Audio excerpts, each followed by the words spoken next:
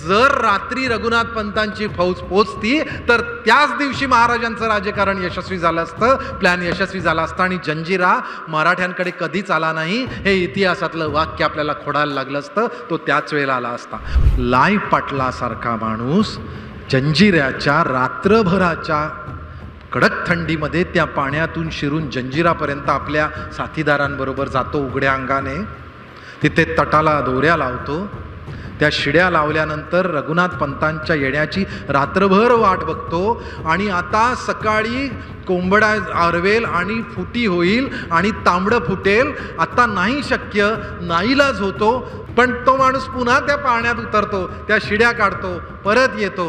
महाराज लायपाटलांना राजगडावर पाचारण करतात. राजगडावर पाचारण करून त्यांना सोन्याचं कडं घालतात हातात. लायपाटलांचे डोळे पाणावलेत. लायपाटील म्हणतात की राजे, जंजिरा आला नाही, म्हणजे या कड्याचा मानकरी मी नाहीये. राजे म्हणतात कडं हे जंजिरा आला नाही म्हणून नाहीये, तो आला नाही, येईलही, नाही आला, नाही आला.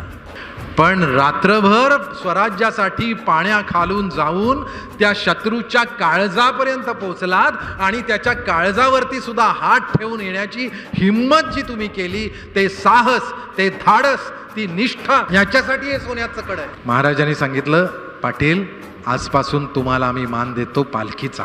पाटील हसले, कडं घेतलं. आता पाटील पुढे म्हणाले हे काय कौतिक. पाटील म्हणाले राजांना, पालखीचं मी काय करू, मी काय करणार पालखीचं, मी कोळी, समुद्रावरचा माणूस, समुद्र माझा सोबती, ते पालखी मिरवायचे कुठे मला. महाराज हसले. त्यांनी पालखी नाकारली लायपाटलांनी आणि मुजरा करून गेले. मुरुडच्या समुद्र किनाऱ्यावर कधीतरी आले धावत कोणीतरी आणि त्यांनी सांगितलं पाटील समुद्रावर चला. लायपाटील समुद्र किनाऱ्यावर गेले.